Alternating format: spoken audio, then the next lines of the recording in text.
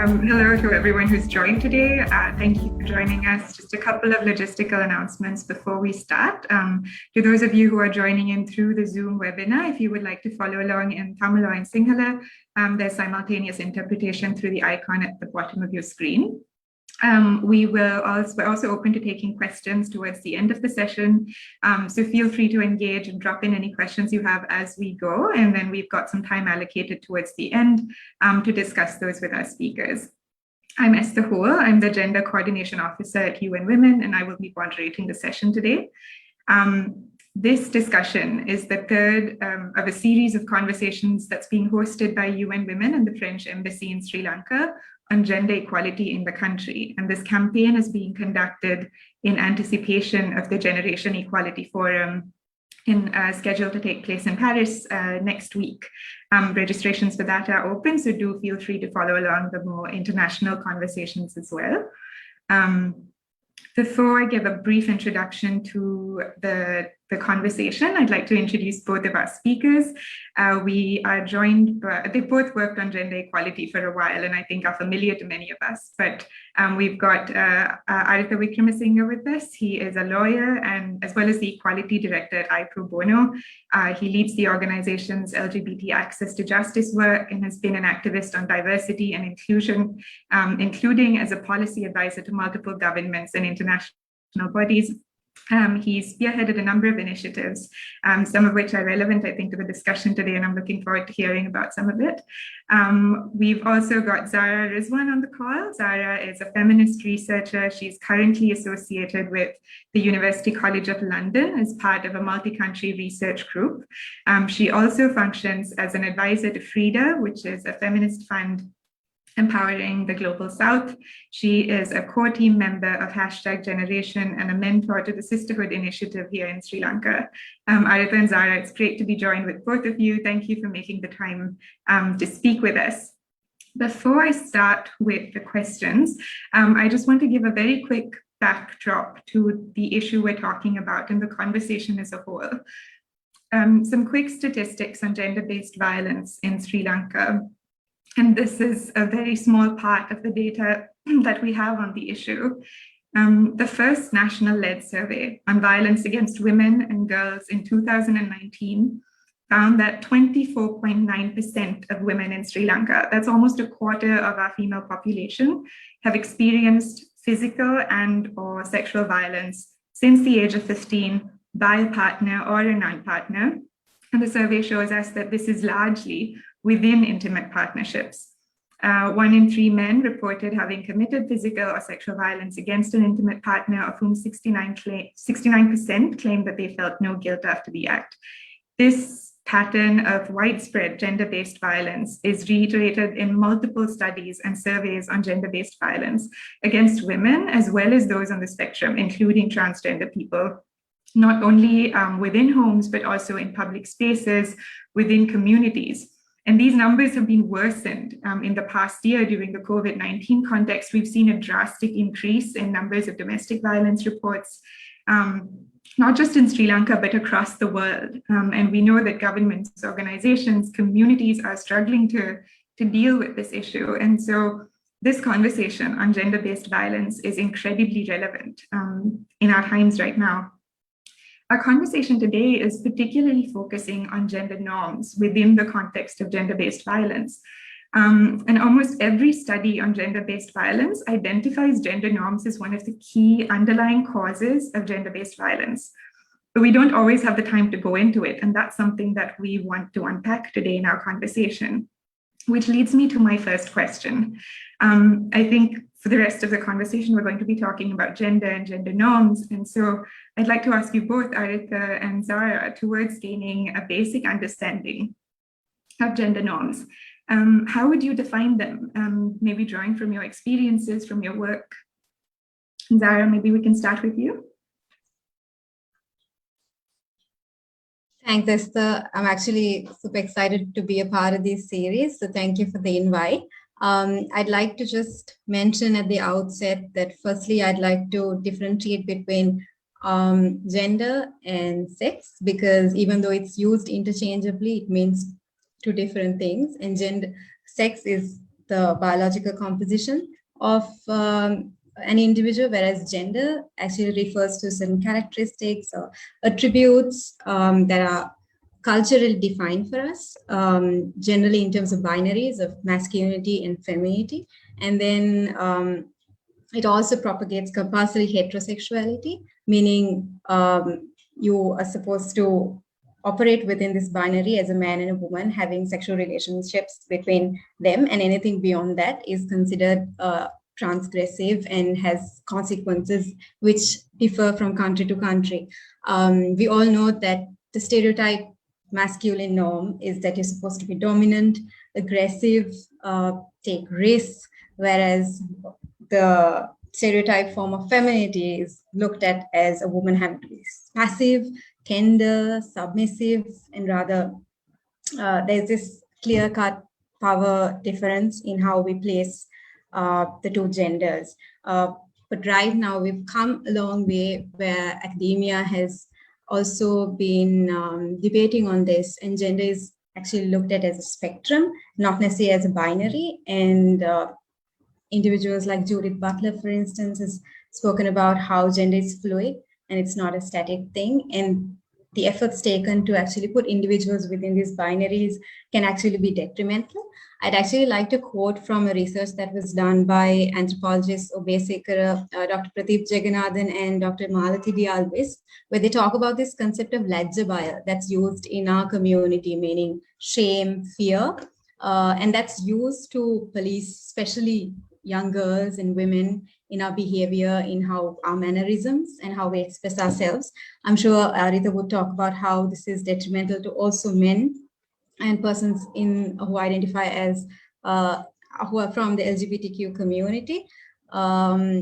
In terms of my experiences, I think from the day we're born, we're socialized into particular gender norms, but my childhood was kind of different, where my mother would always be told that you have 3 boys, whereas in fact, it was myself, my sister, and my brother, because we had really short hair and we were always dressed in shorts and t-shirts, perhaps for functionality purposes. But then when we went to school, that's a different structure in which, again, gender norms operate, and then you're socialized into being a particular way. And the moment you digress, you're bullied, and there are the repercussions of it. So I'd like to quickly highlight the fact that gender norms may start in your homes, but it's apparent in how it functions in the streets, in your workplaces, in the government, in law enforcement bodies, how the police operates, how the judiciary passes judgments, in the education sector, in the health sector, how women are portrayed in the media. So this system is helped by the binary of how stereotypical masculinity and femininity functions. And I'd like to wrap up my response by quoting Ricky Wilchins, an American activist who describes norms as more like invisible guardrails that shape and narrow people's thinking, behaviors, and opportunities. So norms often show up as a kind of negative power, she says, as absence rather than presence, doors that just didn't open, choices that couldn't be made, opportunities that just seemed out of reach. Over to you, Esther. Thanks so much, Sarah. Aritha, is there anything you'd like to add to that? First of all, Zara, that's a really incredible response you have there, very comprehensive. I don't think I have much to add really from that. I mean, in short, how I describe gender norms, these are not norms which are based on who we are. They're norms based on how we must behave and what's expected of us. So that is how gender norms sort of tend to define us. As a gay man, as a member of the LGBT community, I think the LGBT community is a good example of a community which sort of transcends these gender norms, especially when you look at it from the binary and the sort of heteronormativeness of gender norms. The LGBT community, as a gay man, for example, as a man, I would be expected to fall in love with a woman and marry a woman. But as a gay man, I am not capable of that because I'm actually inclined to fall in love with a man, and I have already. and I want to be with someone of my same gender. So that itself is seen as an affront in many societies to the gender norm and the expectations of a cisgendered man in how I should lead my life. And that affects everyone in the LGBT community. Trans persons actually face that struggle on a much more constant and regular basis. And sometimes when we come across this as seen as, we're not seen. This is the thing, this is where the problem lies, is that it's not seen as we living our lives or living our truths. It's seen as we're challenging what is expected from us and how we should behave, and that we're challenging society itself. And that's why the LGBT community is sort of seen as the other. And that's why the response often to a gay man just being gay and a trans woman just being a woman is often violent, because our transgression of what's expected from us is seen as a challenge to society itself, when in reality we just want to be ourselves.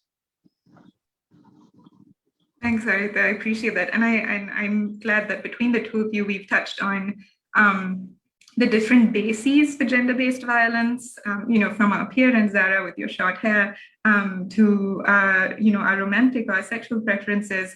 There's just, it's part of all our lives. Arita, I'm also glad that you brought up the LGBT community, because I think even when we talk about gender-based violence, sometimes we tend to view it through the binary. And so we only see violence against women. And in the past year, even just in terms of how much violence has been perpetrated against members of the LGBT community, I think that's really important to remember. We're not just talking about women when we talk about gender-based violence. So before we go on to the rest of our conversation, I want to quickly put to both of you two arguments that are posed to this understanding of gender norms, that they are social constructs. The first, and Zara, I'd like to ask this of you, is that this is natural, especially when viewed through that binary, that men are naturally, biologically, neurologically, that men are naturally leaders. They are bold, they are decisive, and women are naturally caring and nurturing and emotionally intelligent. What would you say to that? I think that's been an age-old debate, even in academia, in how research has been arguing for and against it. And the general understanding is that high testosterone levels are linked with aggressive behavior. But what we all know is that the hormonal levels aren't the same across the male population, nor is it the same across the female population. And as a gender studies student, what I can say is that we're socialized in our environment from the day that we're born, from what we watch to our mannerisms are policed. And what I can say is that our hormones or our XY chromosomes shouldn't be the factors that actually determine how much of access we have to resources, or whether we're denied opportunities based on basically our genitalia at the end of the day. So I would just pass it to Arita, keeping it short at that.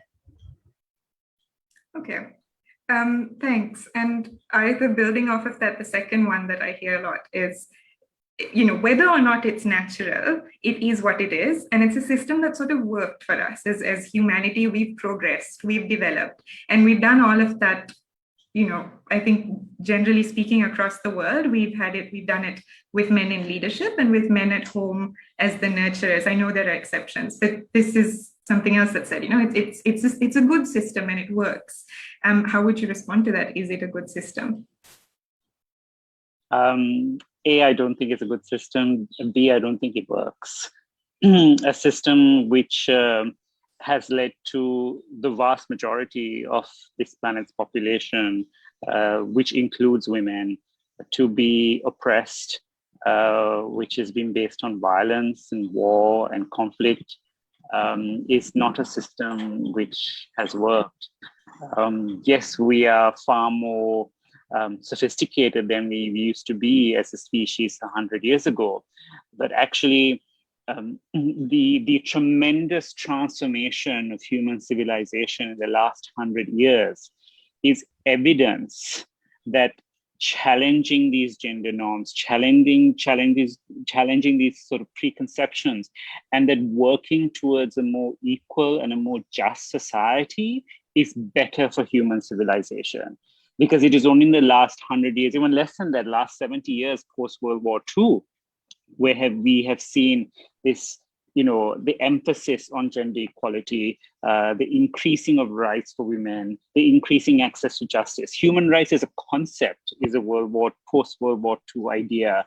And it is during this period where we have seen the most incredible progress in human civilization, whether it's going to space, whether it's the discoveries we've made. So I think these are very much intrinsically linked to the increasing space that women had in decision making.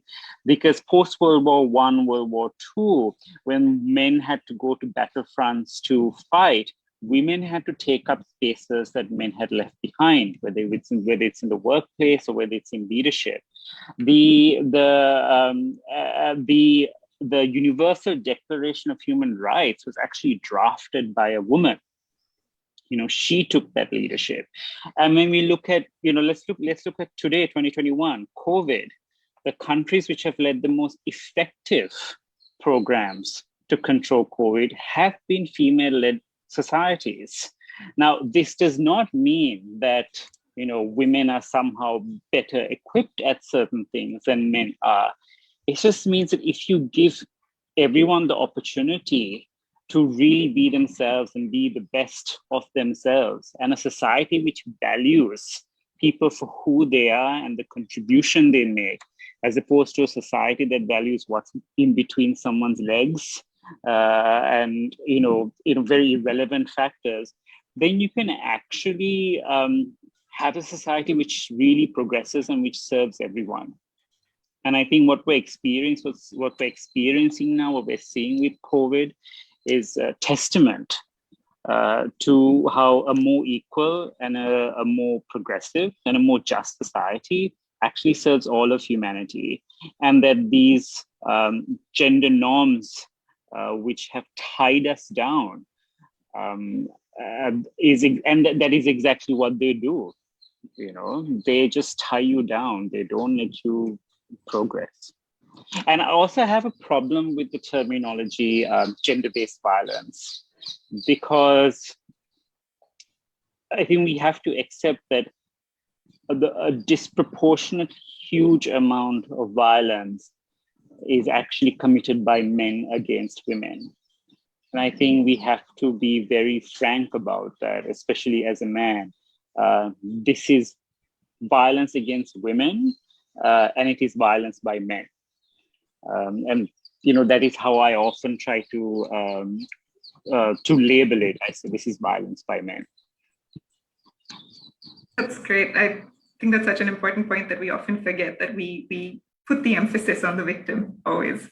But I also think I appreciate the point that you raised, that we forget the evolution of the human rights movement, and we attribute progress to the post-war boom or the Industrial Revolution, but it's been this gradual growth of human rights and the representation of people that's played such a huge part in our development as societies. Aritha, I'd like to push you just a little bit more, that you spoke on the strengths of representation and the strengths of breaking norms. And before I go to Zara with the next question, what are some of the, in terms of specifics, both with regards to men, with women, with people across the spectrum, what are some of the negative implications of social norms that we see, in different fields and different facets of life? I mean, as a member of the LGBT community, I can speak of the negative implications of these sort of norms, and how anyone who's sort of transcending these norms is how they are treated. The level of violence against LGBT persons is tremendously high. There was an Equal Ground report from 2017 which showed that at least 70% of LGBT people were victims of some form of physical or sexual violence. most of the times, and there was about 50% of LGBT people, 50 were either terminated from their jobs or were denied employment because of their sexual orientation or gender identity. What these norms do is actually, it fails to recognize people for who they are and the contributions they can make to society. We become so obsessed in judging a woman with what she's wearing and how her hair is cut that we forget to value that this is a human being first, and her experience and her contributions are of equal worth and value as any other person, and especially someone of a similar capacity and capability or experience. And our failures in valuing individuals for their contributions mean that we fail as a society to progress eventually, because we're so focused on the irrelevant that we ignore the relevance and we ignore the benefit of valuing what is relevant. There are, of course, direct psychosocial consequences of how we impose these gender norms.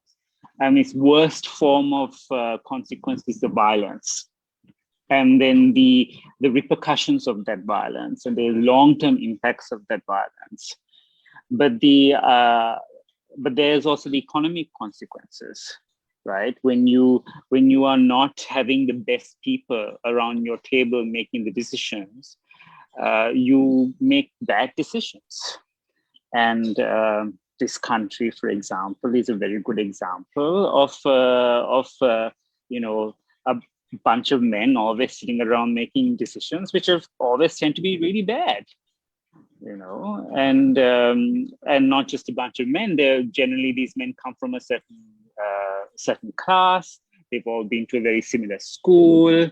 They're all very much the same, and they're all making decisions based on just their own lived experience and their own privilege, ignoring that we live in a country, we live in a planet with very diverse people, people who have very different experiences and look very different, believe in different gods to us.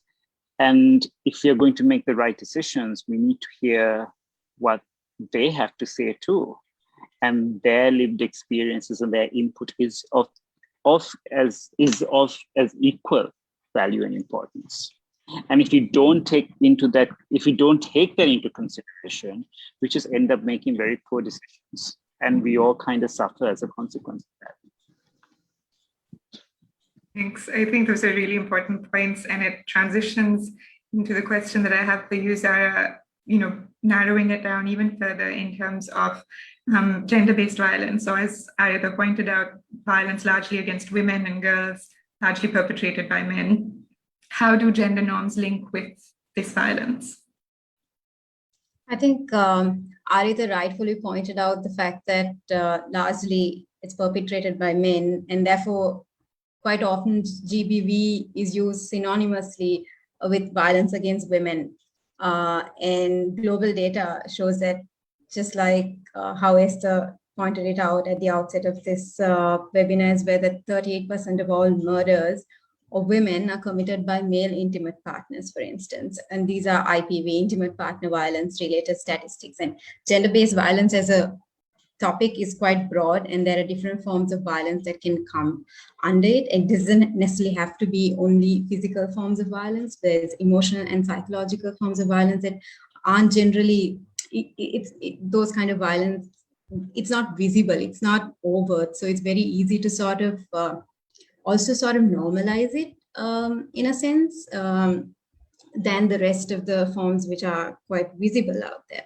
And this is something that we've been talking about even in the current research that I'm involved in, where coercive control, there are different forms that you can control, especially women, in terms of how their bodies, how they, from the decision making that they do with regards to their finances, to manipulation, to neglect, to isolation. There are different forms in which you can mete out violence, and GBV is therefore a huge topic, but how gender norms link to it is actually something that we fail to understand a lot of times, I think, and therefore we don't really understand how detrimental it is that these binaries are being propagated, because these gender binaries and these gender stereotypes play a main role in creating power inequalities, especially where men are supposed to be breadwinners and women are expected to be caregivers.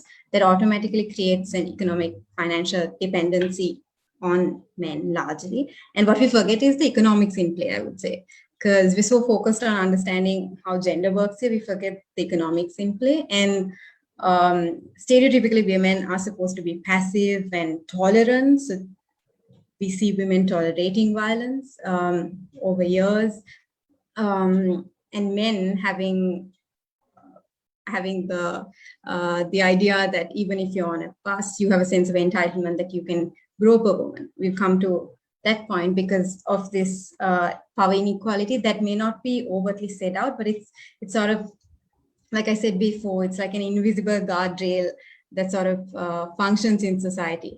I'd also like to draw attention to research that was done by Sri Lanka on the study on masculinities, where interestingly, 64% they report that, which was a large proportion of the men that was a part of their survey, mentioned that manhood is related to dominance and violence.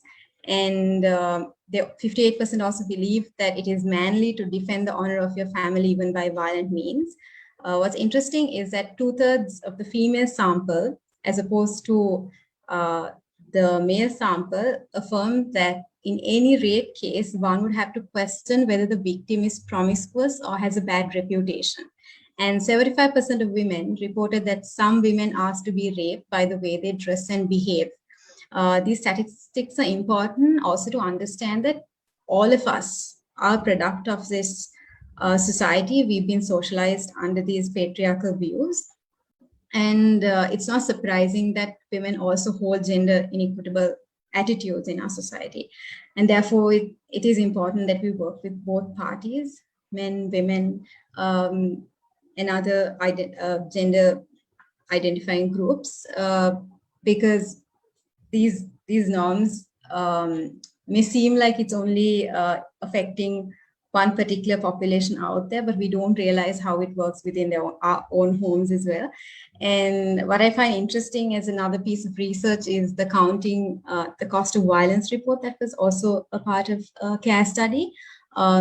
They mentioned the fact that in 2016, the UN estimated the global cost of violence against women to be US $1.5 trillion. And that's approximately about 2% of the global gross domestic product, roughly the size of the Canadian economy, they report.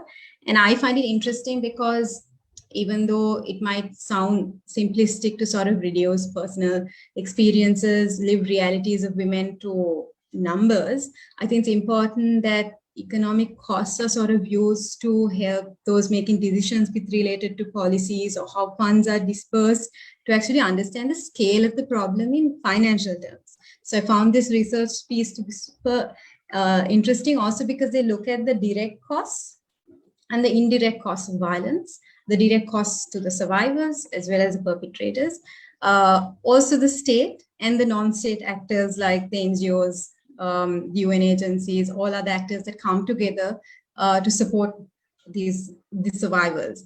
And then the indirect costs for the survivors as well as the perpetrators in terms of the economic costs, the foregone benefits of whether it's in relation to employment or education or the mental health, the cost of the psychological cost of it. Having said that, I would also like to mention the fact that right now we have been experiencing a pandemic for over a year, and we've heard a lot of articles being published, and there was a lot of talk about how there has been a surge in the number of GBV cases that are reported through, especially the 24-hour helpline, the national helpline, as well as the Women in Need helpline. And there were surveys done and to sort of understand the scale of it, but there were conclusions drawn to the fact that there is a rise, there is a escalation of violence now that especially women and children are stuck within their homes, and home is not a safe space for everyone, especially when the perpetrator could be your own father, your husband, or your another family member. I was having this conversation with my supervisor at work yesterday, and I'd like to share some of the thoughts that she shared. So Dr. Alexis Palfreeman was of the, her thoughts on this was that data alone cannot tell us the incidence of violence because as much as there is potential for violence to increase within a pandemic with lockdowns and curfews in place, the fact that there was an increase in demand for phone-based crisis support and sometimes leading to shelter-based support can also be an indication that in situations where other forms of access to other forms of coping mechanisms or systems that can help them manage their current situations have been shut down, especially in situations of lockdown and curfews. This would have been a specific system where they would have directed all their reporting to. And this is not to, this wasn't to sort of disregard the fact that the violence against women that was meted out during this period may not have increased, but to also point out the fact that it's important to understand sort of what is actually going on in order to put the proper mechanisms in place in the future, because the problem needs to be diagnosed properly in order for those working in the area as well as the government to be able to implement specific mechanisms that can actually reach out to these groups during crisis situations like this, perhaps in the future.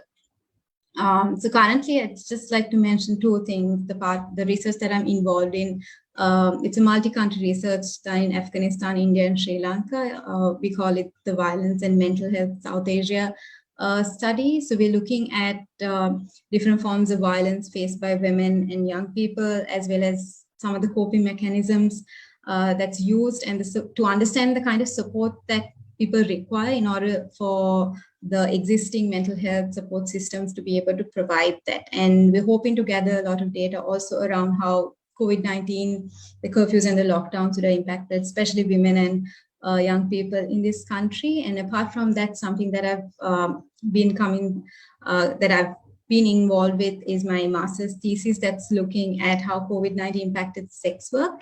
And though I've not really reached the stage of data analysis, what I'm seeing is that especially from the conversations, the interviews that I had with transgender sex workers in the country, that police brutality is just on the next level. And when it comes to people, groups as such, what are the redress mechanisms available for these individuals? And on one level, yes, there is the stigma and the legal barriers that come when it's a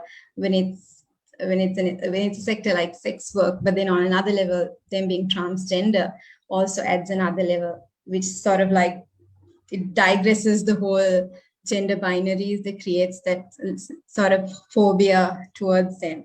So I would like to just wrap up saying that it is gender norms at the end of the day that creates these power inequalities that therefore allows for violence to be perpetrated.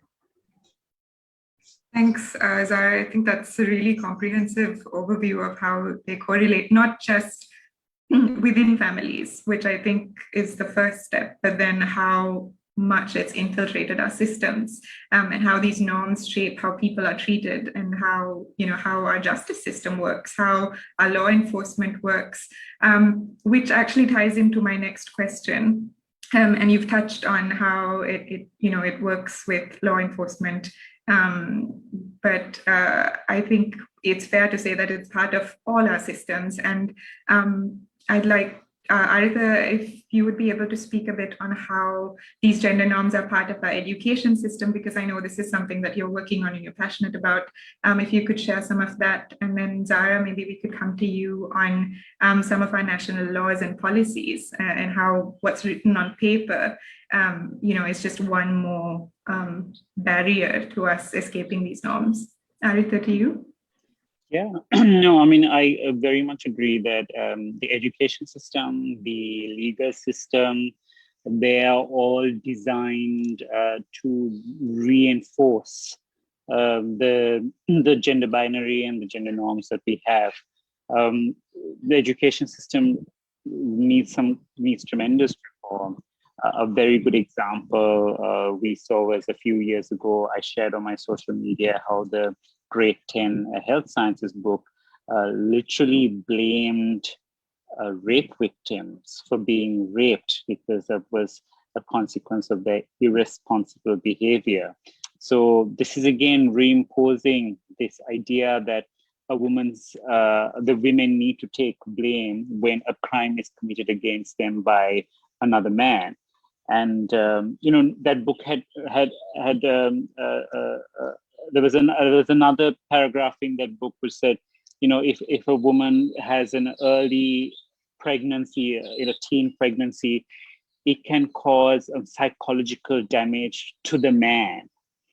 It just ignored that actually it's the woman that's going to suffer most of the social, psychosocial trauma from having an unwanted pregnancy, as it was described. So these are, this is just a textbook. So I don't know what are the conversations happening in the classroom, but considering the textbook is terrible on its own, I can only guess that the classroom is going to be worse. And a lot of young women and girls who reached out to me to share their stories of what is actually being taught to them in schools, it only confirmed that actually what is being taught in the classroom is worse. Now, there was, of course, there has been a lot of talk to reform this style of education. There is reform happening. I was involved a few years ago in an education initiative called Think Equal. And what its original premise was actually born out of the horrendous gang rape of the medical student in a bus in India, and the work we did afterwards on how do we actually end this cycle of violence against women. Because you can have as many laws as you want about rape, but as long as you have men who think it's okay to rape a woman, and as long as we have women who say that woman deserves to be raped because of the way she dressed, then we are not really solving the underlying cause of rape. And that's what Think Equal was about. The addressing the missing subject in education, which is social and emotional intelligence learning. Teaching children values such as empathy, equality, compassion, respect, and peaceful conflict resolution. Ingraining these values in children from the very beginning of their journey in the education system. Because, and also ingraining these values at the time when children are more susceptible to accepting these values and ensuring that they form part of their ethos. That form of humanity teaching is something which we have ignored in our education curriculums, which were, our education system was designed during the 19th and early 20th century to satisfy the needs of an industrial revolution. Our education system is designed to basically spew out factory workers, people who won't ask that many questions, who will go and sit in front of their desk or in front of a machine and operate it. We have failed to teach children, however, on how to be a good human being in that process. And that is what education needs to address. And while we teach children on how to be a good human being, that includes challenging gender norms and teaching children to value people based on their individuality as opposed to their sex or gender, their race, religion, sexual orientation, whatever the outcome. So that is what Think Equal is doing, and it is still doing across the world. Unfortunately, I'm no longer part of the organization. I had to resign and step down after, again, this was very much linked to gender misconceptions and preconceptions. Because I was an openly gay man, and because I was running this education program, we had certain politicians, some who are in government today, who, ran a campaign against the Thinky Hope program, saying that it's trying to spread homosexuality to young children because there was a gay man that was running the program. This program, as we've seen, is very much about trying to address the gender-based violence against women, and creating a better society for everyone. But certain misconceptions about LGBT people and whether an LGBT person can run an education program. Clearly, it was very much set in the ideas of these politicians that actually LGBT people shouldn't be running education programs. That was completely irrelevant. My sexual orientation is completely irrelevant to my capability of running anything. I am a banking and finance lawyer. My sexual orientation, again, has nothing to do with it. But being open about my sexual orientation means that I can perform better at my job because I'm not wasting my energy trying to hide something that's so significant about it. So that form of education reform is necessary. The program has died down in Sri Lanka, and that's unfortunate. But I do hope the reform process continues. From a legal perspective, from an employer perspective, from a labor perspective, there are certainly a lot of things which need to change.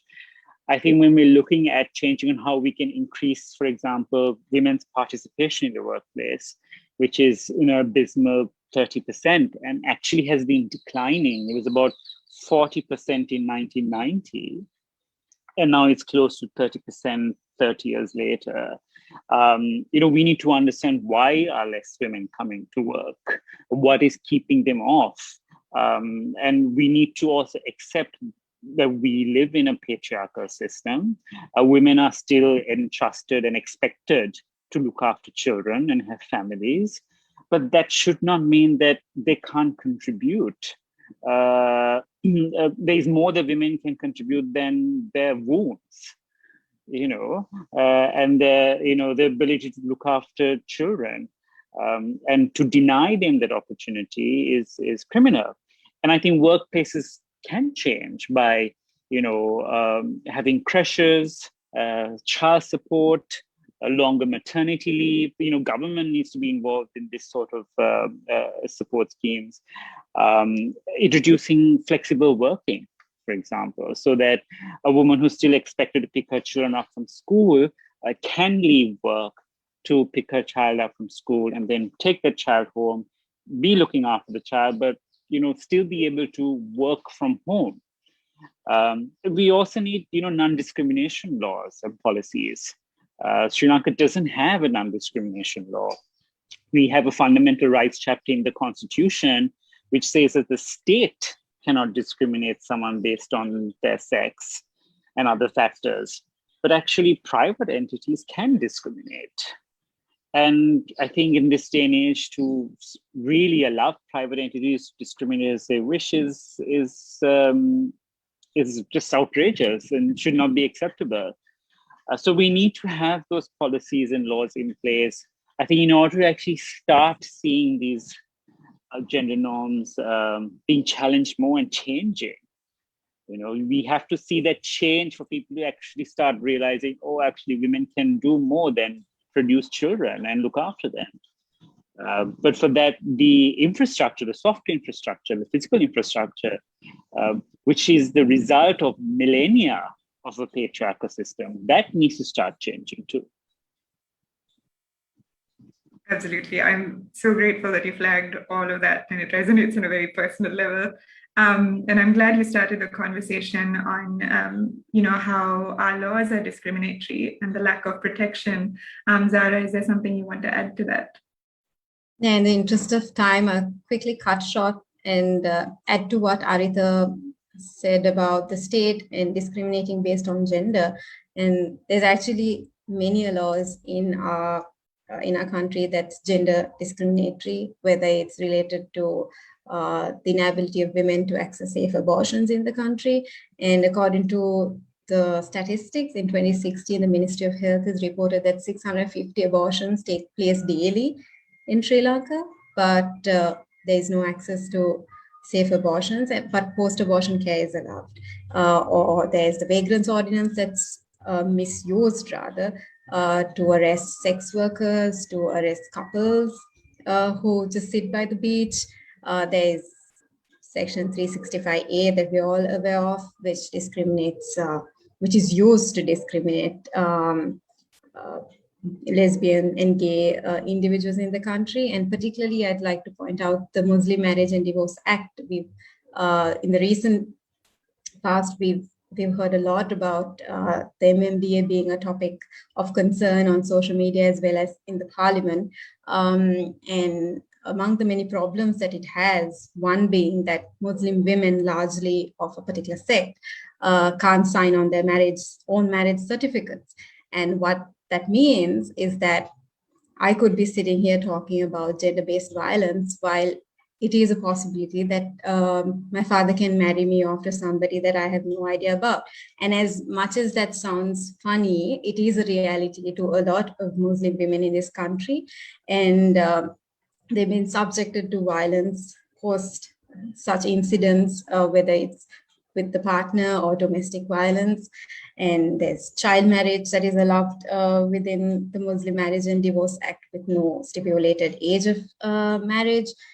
Then there's also the practice of female genital mutilation, a study done by the Family Planning Association in 2018, led by Mizat Eagle and Zainab Ibrahim, actually put out stats. But what the issue is that even if there's data that's being collected right now, there's a lot of red tape around being able to talk about these things, especially in context with heightened Islamophobia. It just becomes fodder for anti-Muslim or anti-Muslim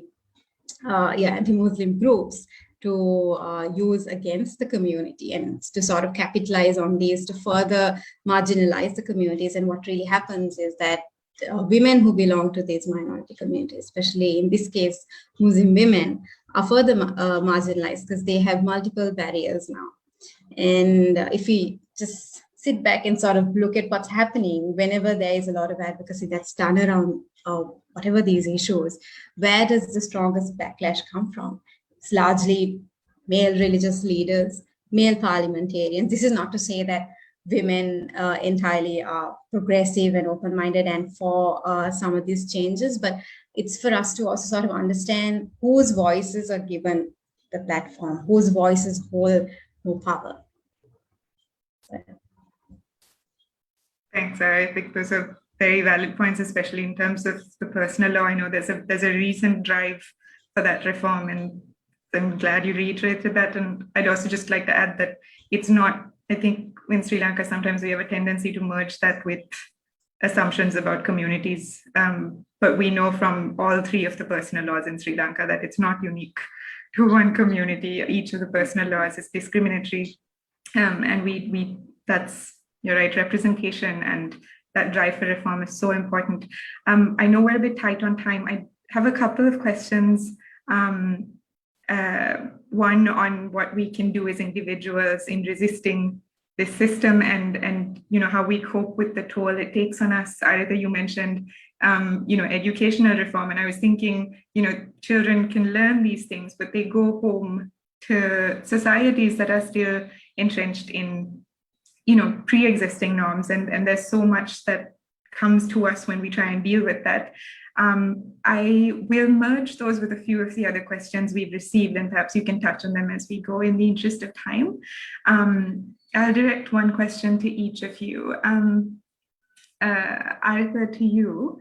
One of the questions is, how can the private or the public sector play a role in making an inclusive workplace, especially for LGBTQ people, other than just making performative statements? And to you, Zara, I'm going to merge two questions actually. One is, have heteronormative roles, you touched on this initially, have they always been part of Sri Lankan culture, or was that something that came in later? We've gone through multiple cultural revolutions with different groups in power. Has there been an evolution there? And someone else has also asked if you could elaborate a bit more on the negative effect of the, apologies if I pronounced this wrong, but the Lajjabaya culture. I think you mentioned the shame and fear culture Those are some of the questions, if you'd like to take them and touch on them. I'll quickly answer on the LGBT question. So how can corporates be involved and create a safe space for their workers?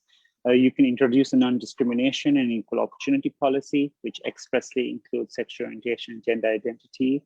You should and need to train all your staff on diversity and inclusion, expressly referring to issues faced by the LGBT community, and ensuring that staff are aware that it's important to create a safe space that works for everyone. And this training should just not be a one-off that you just then forget about. It should be something which happens at least on an annual basis, and which every new employee is also specifically trained and questioned on. I think corporate leaders need to take a stand.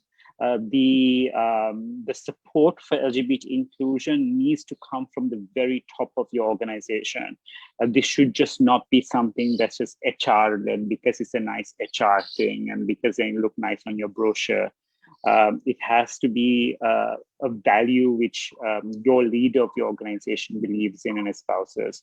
And those leaders should also be encouraged to write a letter to whether it's the prime minister or the president or whoever the minister in charge is of their sector, to demand that they repeal these laws, which persecute. They're not just criminalizing LGBT people. It's not just a prosecution. These are what I would call persecutions when we look at the cases that have come to us.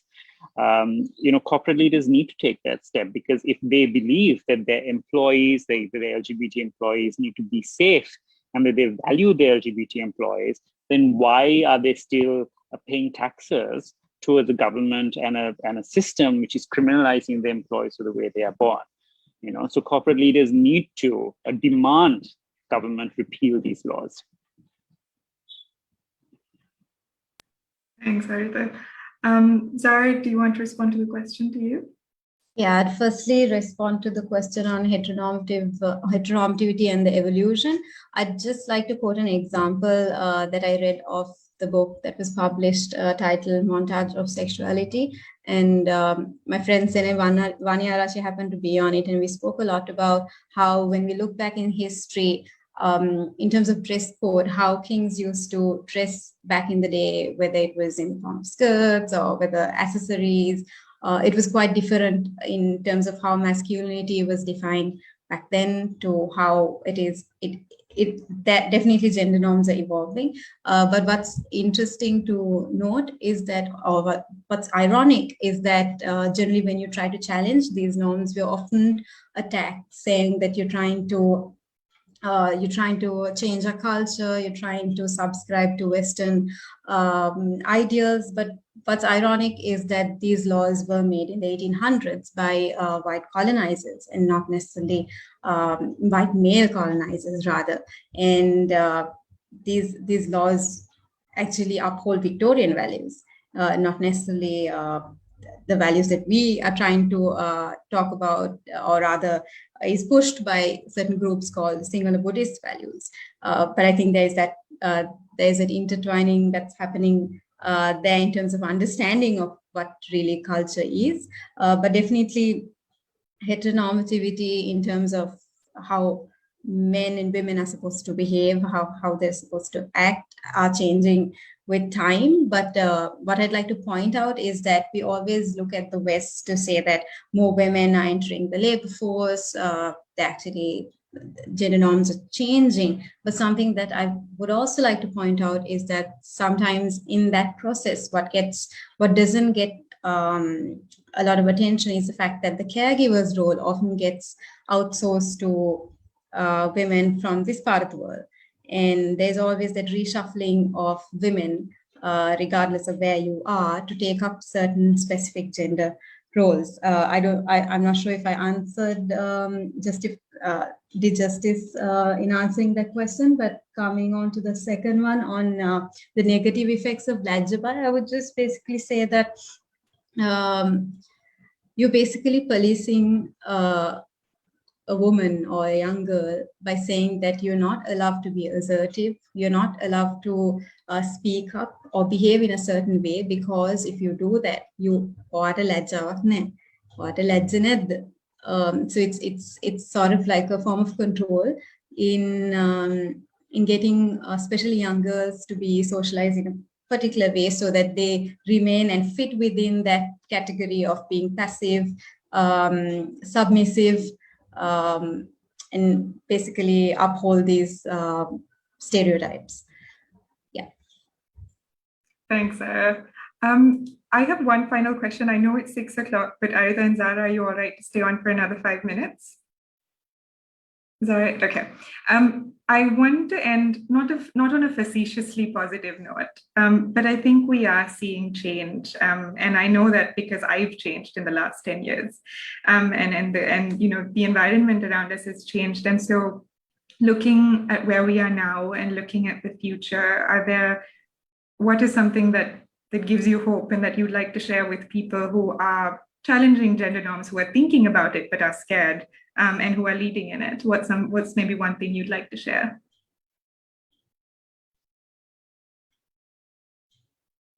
Oh, should I go first? Okay. Yeah, no, we're in a time of tremendous change. Young people are much more informed than they used to be. They know what's going on around them, not just within this country, but globally, thanks to the internet and the smartphone and the easy accessibility of information. And we're seeing a lot more young people confident to challenge gender stereotypes, to challenge discrimination, and not afraid to voice their views on this. And that's a very positive sign, because I grew up in a generation where we were more encouraged to be silent and not to challenge authority, because we had to respect that view, even if that view is complete nonsense. But young people today are more empowered. So I, encourage them to keep challenging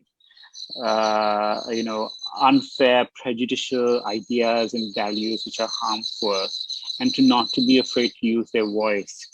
When it comes to an individual who may be struggling with their sexual orientation or gender identity, my first advice is always to learn to love yourself and accept yourself first, because that's the biggest hurdle we always face.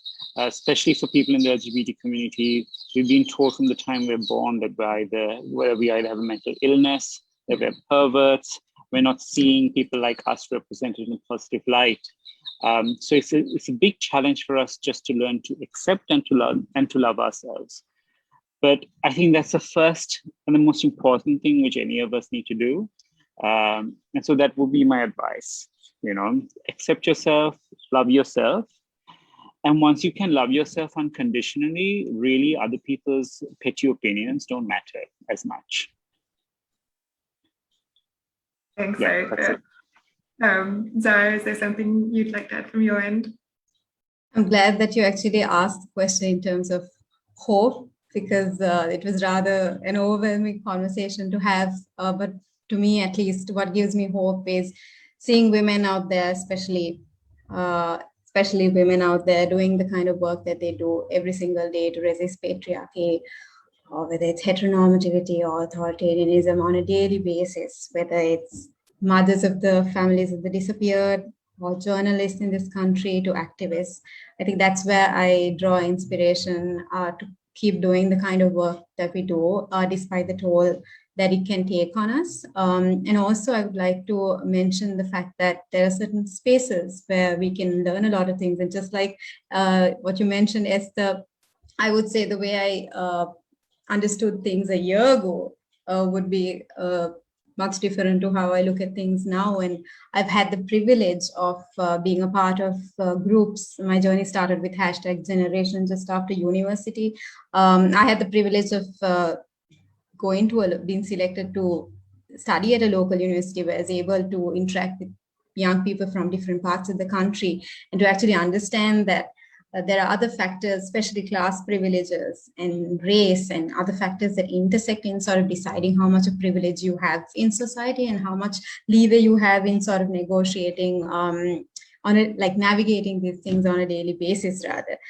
So I would like to conclude by saying that we need to be open to sort of learning on a daily basis, and also open to having our beliefs and opinions challenged, that's where we sort of, at least I don't do rather well. And that's something that I'm working on. And maybe we can start with having conversations with our own family members, with our friends. And my partner, for instance, on a daily basis, he challenges me by saying that we continue to speak in echo chambers with like-minded friends. We socialize with people who think like us, but is there a way that you can communicate these ideas to a larger audience? And if we are choosing platforms like social media, the kind of language that we use shouldn't be something that only can be understood by a particular group of people, but accessible to all the general public out there. And lastly, the work that I do at Frida, for instance, has actually opened a lot of doors for me in understanding and sharing ideas regionally. I'm a part of the Asia Pacific group, but there's also groups from Latin America to the Caribbean. And F in Frida stands for flexibility. And the reason why I mentioned that was there's also this need to deconstruct hierarchies within organizations. And they've started by understanding that we need young women from different parts of the world deciding how funds get disbursed across the world, and not necessarily donors in a different part of the world deciding how funds need to be allocated in this part of the world. But they have young women representing from across regions, and even when grantees submit proposals, they get to vote on it. So we try to also sort of like reconstruct these hierarchies within organizations and understand that through mobilizing resources, or rather using resources to fund feminist initiatives in other parts of the world where they may not even be registered organizations, we're sort of like redistributing income across the world, thereby trying to sort of like reduce inequalities as much as possible. Thanks, Sarah. And thanks both. I think I'm just going to reiterate what you both said. I love that we live in a time of connectivity, when you don't, you might be alone in the room, but you also know that you're not alone. And that's just such a privilege, and one that more of us should have. In closing, I just want to pick up on something that Zara said. We need conversations, and this conversation was meant to be a starter. Arifa and Zara, I love that you joined. Thank you so much for making time. And to those of you who've tuned in and stayed with us, thank you. Please take this to your families, your friends, your social groups. We can empathize with each other, we can learn from each other, and that's how we grow. And that's what we want to do with this. So thank you again. To the speakers, to those of you who've joined, and we're looking forward to more conversations like this. Thank you. Thank you. Thanks, Bye. Tessa. Bye.